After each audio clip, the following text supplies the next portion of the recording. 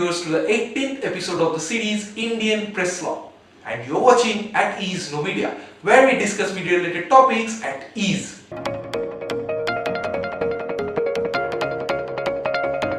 So we will be talking about Copyright Act.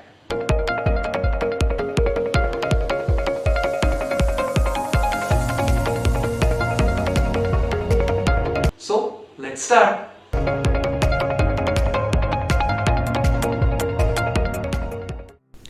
Welcome viewers. So in the video Copyright Act 1957 we will be talking about the introduction, history, registration process, terms, that means the period, the infringement relating with the punishment, and the sections of different parts like the section 14, section 52A, section 68B and section 64. And finally we will be concluding with international copyright. So let's begin. Well, starting with the introduction part. What is copyright? So before understanding copyright, we must know the meaning of art, drama, literature. So it's a work, intellectual work. Now, a work of literature, drama, music or art is an intellectual property.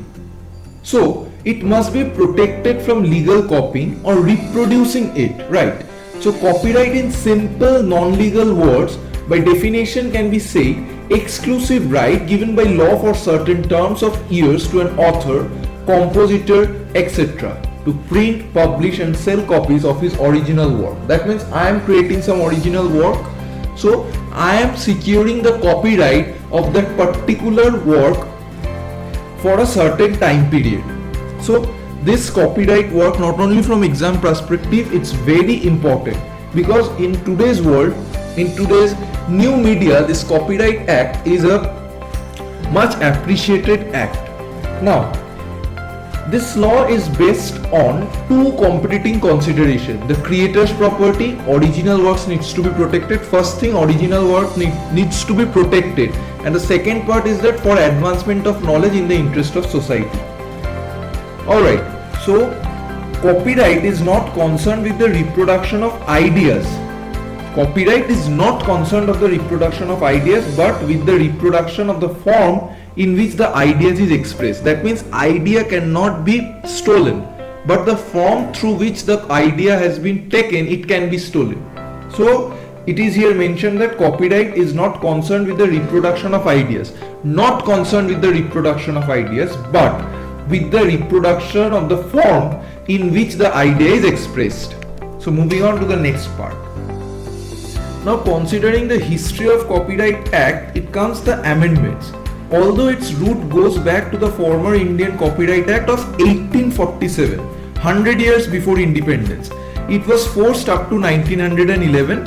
In 1914, it was passed in the Indian legislature incorporating the English Copyright Act of 1911. So in 1956, this act was changed after independence and passed in the parliament in 1957. Further amendments after 1957 are 1983, 1984, 1992 and 1994 respectively, where the copyright for computer programs in 1983 amended, and in 1984 the audio and video cassettes, the copyright for audio and video cassettes amended, 1992 the copyright for musical notations amended, and in 1994 the copyright for communication through satellite and cable TV programs were amended. So before moving to the registration part, copyright guaranteed to the author, composer and artist as a monopoly right.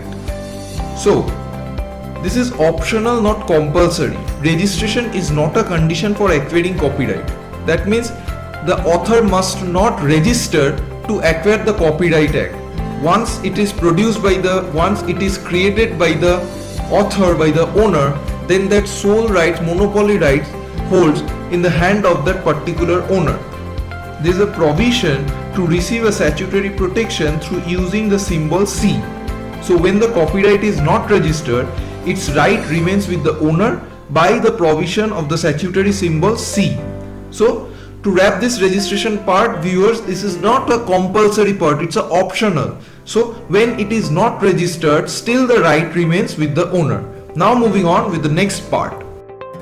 As discussed in the previous slide, that is, Copyright Act guarantees to the author, composer and artist as a monopoly right. Now the period for copyright or the term of copyright is, it lasts for life of the author plus 60 years, and copyright for film is 20 years and copyright for broadcasting is 25 years. Now we will be moving on to the infringement or the punishment part. The meaning of infringement is the action of breaking the terms of law. So, according to section 52 of Copyright Act 1957, which we will be discussing later on, without license, content cannot be copied. So, reproduction of a literary, dramatic, musical, artistic work in the form of cinematograph shall be deemed to be an infringing of copy. Now, moving on to the punishment part, that means penalty will be annexed in case of second subsequent offences. So it will be 2 strikes. Penalty will be annexed in case of second subsequent offences according to section 63. This also we will be talking in the next part. Punishment for infringement of copyright provides in this act that imprisonment of 6 months to 3 years or fine up to 50,000 to 2 lakhs. Now moving on with the section part, different sections of this right are section 14, the exclusive right, states that the right rests with the first owner. The owner has the right to license, that means permit, to use the work with or without permission or without payments. He has the right to transfer or sell the copyright. There is no provision of copyright in the government publications. Mind it, there is no provision of copyright in the government publications. Hence, journalists make full use of such publications in their articles. Now talking about section 52A, that means the infringements part, the part we have discussed in the previous slide, according to section 52A of the Copyright Act 1957, which states that without license content cannot be copied. Reproduction of a literary, dramatic, musical, artistic work in the form of cinematograph shall be deemed to be an infringing of copy. Now section 52 capital S states that particulars to be included in record and video films. Name of the address of maker, owner of copyright, year of its first publications. That means the description must be mentioned according to section 52 capital A. Now moving on to the section 64, as we have discussed in section 63 that if anyone infringes the act, then the imprisonment of 6 months to 3 years or 50,000 to 2 lakhs of fine. Now section 64 talks about the computer program infringing copy, the punishment. If anyone infringes computer program, then they will be punished. And the section 64 states that power of police to seize infringing copies. The police have the power to seize that infringed copies, seize that reproduced copy which is actually copied. While talking about the international copyright, as an Indian, I am happy to share that world's 198 country follows Indian Copyright Act style. So, according to the International Order of Copyright 1958, from 21st February 1958, 198 countries including UK, US, Canada, Germany and many others, universally copyright conventions have agreed to apply to the citizens all of the sections of Indian Copyright Act 1957.